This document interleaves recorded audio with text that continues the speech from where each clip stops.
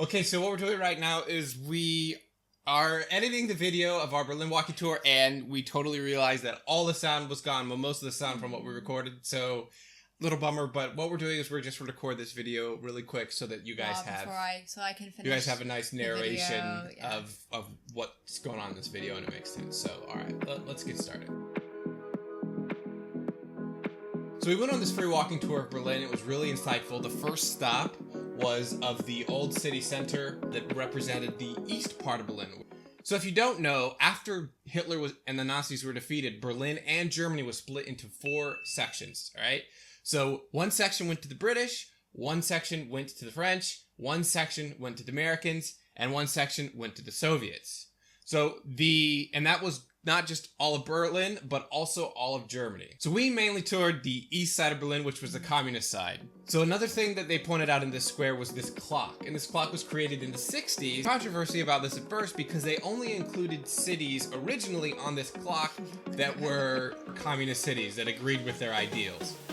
So they actually updated the clock. So now America is now on the clock. Obviously, Hannah and I, we're capitalists, so... But this was our tour guide who pointed this out to us. Alright, just so you know there's not that bias there. So once we moved out of that city center, they took us to the old district, which was where the royalty of Germany and the palace was. It's also where Hitler would do all of his speeches in front of thousands and thousands of people. He would park himself in the middle of that building where all the pillars are. He would give his speech, and then what he would do is everybody would follow him and would watch another speech. So we actually walked along the old Nazi parade route, and this square where we're in right now was actually where they would do a lot of the parades, showcase a lot of the panzers, all the military might of the Nazi Empire. So in this square, this is where the Nazis took all the books that were in this library and anything that wasn't German. They took them and they burned them in the middle of the square. The first time that happened was in this square. There's a plexiglass window with a room full of empty bookcases. It's a memorial. Symbolizing the 20,000 books that were lost when the Nazis burned them. So we also visited Checkpoint Charlie, which was the checkpoint between East Berlin and West Berlin. There's actually a picture of an American soldier and a Russian soldier facing either side. So the American soldier is watching the old East Berlin side, which was the Soviet side, and there's a Soviet soldier facing the West side, which was the old American side, perpetuating, unfortunately, the distrust we have in our two countries. And the purpose of Checkpoint Charlie was it was like a military checkpoint to legally cross between one side to the other.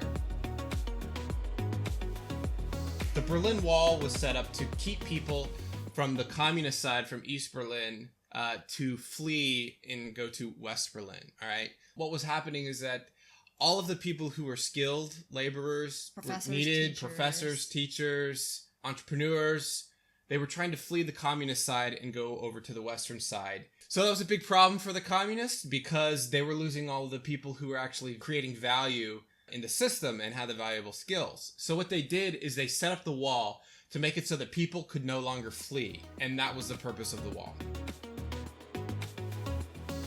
So this building was actually insanely ridiculous. It was the largest building that the Nazis created in Berlin, and it's totally standing in the original state that it was in. And the reason for that was when the British were bombing Berlin, they left this building there because it was so large so that they could use it as a point of reference to bomb other targets.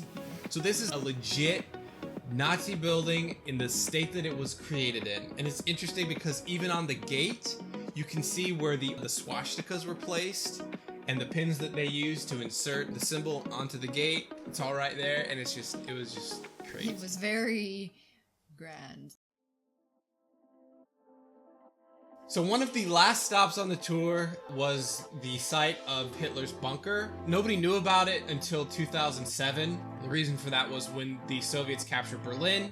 They found the bunker and they tried to destroy it. They couldn't destroy it because it was like 15-meter thick walls of concrete. So what they did is they just covered it in dirt. So the people who were living in the apartments around it, it was a parking lot that was built right over the bunker, were living on top of this bunker and they didn't even know it. So the only thing that's there is just a sign showing what was there. But beneath it is just this maze of a bunker that was the place where the Nazis' last stand was and where Hitler killed himself. After that, we went to the Jewish Holocaust Memorial, which was really interesting. It's just a bunch of blocks and big squares that were all different sizes, about 100 meters away from Hitler's bunker. And that was really interesting.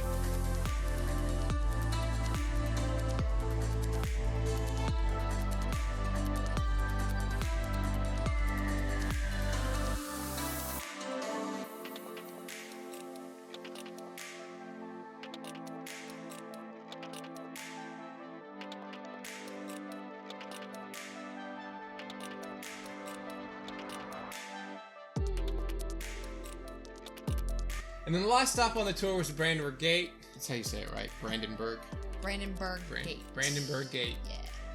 Napoleon stole the statue on top of the Brandenburg Gate and took it to Paris. And so then when Germany invaded Paris, conquered Paris, they pretty much took back the statue, okay, and put the statue back on the Brandenburg Gate, but they made a couple adjustments. For one... Oh yeah. Yeah, that's what I said. They renamed the square. The square in front of Brandenburg Gate.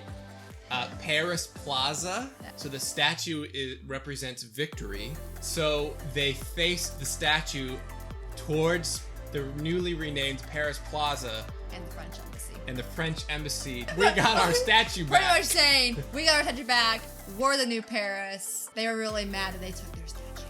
There's a lot of history in Berlin, and a really, really unique history, unlike any other city that's there. It was just totally destroyed like World War II, and it's been completely rebuilt and is still being rebuilt. So that was visit Berlin. It was cool. It was cool. All right. All right. Bye.